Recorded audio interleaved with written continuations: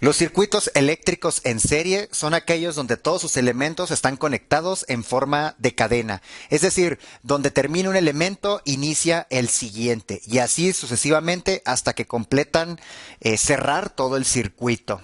Es importante tener en cuenta que los diagramas de un circuito pueden variar dependiendo al criterio de la persona o como le guste. Aquí podemos poner las tres resistencias separadas en cada lado de este cuadrilátero o cuadrado parece, y en esta especie de rectángulo se pusieron las tres resistencias en un solo lado, pero al final es el mismo circuito, ya que están tres resistencias conectadas en serie, es decir, donde termina la resistencia 2, inicia la resistencia siguiente y así sucesivamente. Hay que tenerlo esto muy en cuenta, los diagramas pueden variar, sin embargo es el mismo circuito. Los circuitos en serie tienen tres características. La primera, relacionada a la corriente o intensidad del circuito. Se observa que pasa la corriente total por todos los elementos y si tenemos una resistencia 1, vamos a nombrar a corriente 1 a la intensidad que se mantiene en esta resistencia y corriente 2 a la que esté en la resistencia 2 y así sucesivamente. Entonces, si se conoce una corriente total del circuito, estamos seguros en un circuito en serie que va a ser igual al valor de la corriente que pasa por la resistencia 1, por la corriente que pasa en la resistencia 2 y por la corriente que pasa en una resistencia 3, y si hubiera más resistencias serían iguales. Segunda característica es los voltajes. El voltaje se divide por la cantidad de resistencias que hay en el circuito. Es decir, el voltaje total va a ser igual a la suma individual de todos los voltajes que se mantienen en las resistencias del circuito. Si aquí tenemos tres resistencias, hay que sumar los voltajes en dichas resistencias y será igual al voltaje total. Si tuviéramos más resistencias, hay que sumar todos sus voltajes. Y característica número 3 es la resistencia total del circuito, que es equivalente a sumar las resistencias individuales que hay. En este caso, si hay una resistencia 1, una resistencia 2 y una resistencia 3, se suman y es igual a la resistencia total. Si hubiera más resistencias, simplemente hay que agregarlas a la suma. Algo muy importante de mencionar en los circuitos eléctricos en serie es si uno de sus elementos se llega a desconectar, por ejemplo la resistencia 3, o se descompone, lo que va a ocasionar es que todos los otros elementos también se van a desconectar.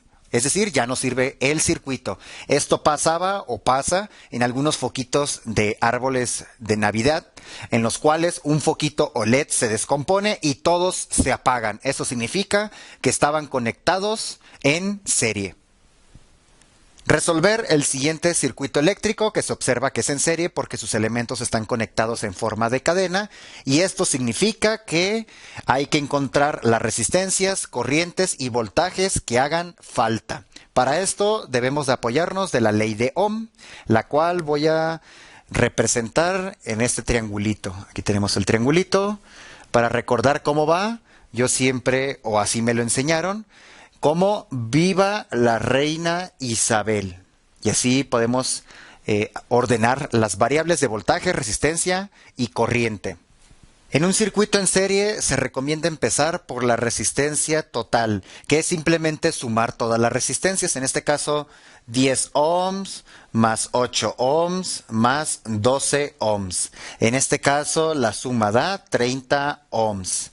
Y también de manera gráfica podríamos decir que el circuito se puede representar como un voltaje y una sola resistencia equivalente del circuito, en este caso de 30 ohms. El voltaje es de 10 y la corriente ahorita la podemos calcular si queremos. Para el caso de la corriente total hay que dividir voltaje entre resistencia. Así que voltaje total entre resistencia total. El voltaje total son 10 volts y la resistencia total son 30 ohms. Dividiendo 10 entre 30 nos va a quedar un tercio si simplificamos la fracción. Las unidades son amperes, así lo podemos dejar, o hacer su equivalente en decimal, que es .33 progresivo. de ampere.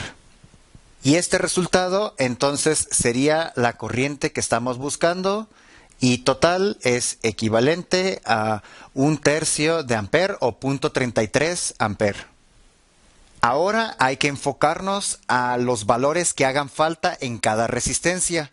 Si ya se tiene la resistencia, hace falta el voltaje y la corriente. El voltaje sí se tiene que calcular y la corriente no, porque en un circuito en serie la corriente en cada resistencia es la misma que la corriente total y ya la obtuvimos. Así que enfocándonos al voltaje 1, usando ley de Ohm, hay que multiplicar resistencia por corriente. En este caso, resistencia 1 por corriente 1. Así que sustituyendo, la resistencia 1 es igual a 10 ohms y la corriente es igual a la total, que en decimal es más sencillo, 0.33 ampere. Multiplicando esto se va a obtener 3.3 aproximadamente volts. Vamos con el voltaje 2, sería resistencia 2 por corriente 2. En este caso la resistencia 2 es de 8 ohms por 0.33 amperes. Haciendo esto aproximadamente sale, porque no anotamos todos los decimales, a 8 entre 3 serían 2.66 volts. Y finalmente el voltaje 3 es igual a resistencia 3 por corriente 3. Tenemos que la resistencia 3 es de 12 ohms por una corriente de 0.33 amperes, que esto es igual a 12 entre 3, que sería por 12 por 1/3. Esto es 4. Aproximadamente nos va a dar 4 volts.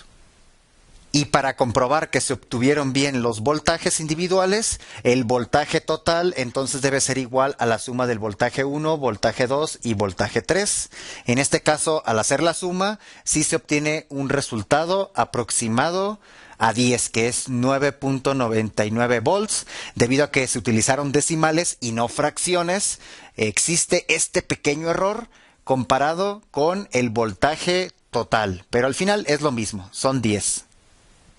Y en conclusión, se llegó a los siguientes resultados, ya sea de manera general o por resistencia en el circuito en serie.